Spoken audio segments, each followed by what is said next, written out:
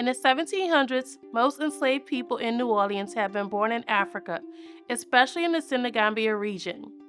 The French colonists brought them to the lower part of the Louisiana Territory, land that was already occupied by the Natchez, Houma, Biloxi, Choctaw, and Chitimacha, among many other native nations, to participate in wars against native people and the claiming of their land for France. The Louisiana colony experienced over 80 years of famine, hurricanes, disease, economic failures, wars with native peoples, slave uprisings, and a 4-decade occupation by the Spanish.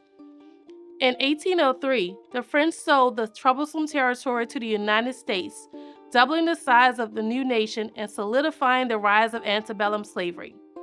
The Americans who began migrating to the city were outnumbered by whites and free blacks fleeing the Haitian Revolution, who forced their enslaved human property to accompany them.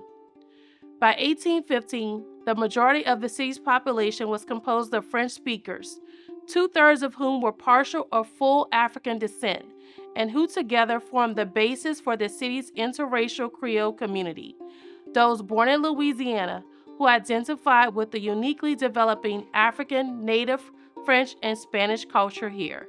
New Orleans' geographic position between the Mississippi River and the Gulf of Mexico made it the leading southern port and the economic capital of the South, the nation's wealthiest region until the Civil War. The city also held the South's largest slave market. New Orleans' wealth was rooted in the domestic slave trade and in the movement of slave-produced goods, cotton and sugar most importantly, as well as the import and export of agriculture and manufactured goods up and down the Mississippi River, along the Gulf Coast, and across the Atlantic world. As a global hub, the city saw continuous flows of people and goods, especially from the Americas, West Africa, and Europe. The need to improve the city's infrastructure, as well as the possibility for great wealth, encouraged white European and American migrants to the city and its hinterland as laborers, merchants, and enslavers, even as repeated epidemics, yellow fever, malaria, and cholera, meant that the city had the highest death rate in the nation. By the 1830s, these migrants had begun to outnumber the city's native French speakers, although French Creole language and the culture remained a strong part of the city. By 1850, the urban population of people of African descent began to decline across the U.S. as enslavers moved enslaved people to rural plantations. At the same time, free blacks, fearful of re-enslavement in the wake of the 1850 Fugitive Slave Law, fled urban areas or the U.S. altogether.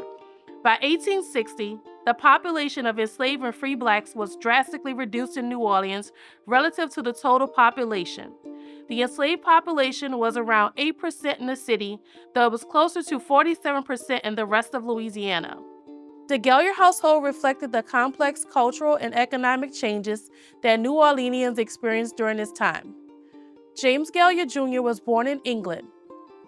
His wife, Agale Villavasso, was born to French-speaking Louisiana Creoles, and the Gaillards primarily spoke French in their home. Consequently, those enslaved by the Gaillards would have spoken French as well. Laurette, Rose, Julienne, and Francois were probably born in Louisiana. They may have had ancestral ties from Louisiana, Saint-Domingue, now Haiti, or other French-speaking parts of the Caribbean.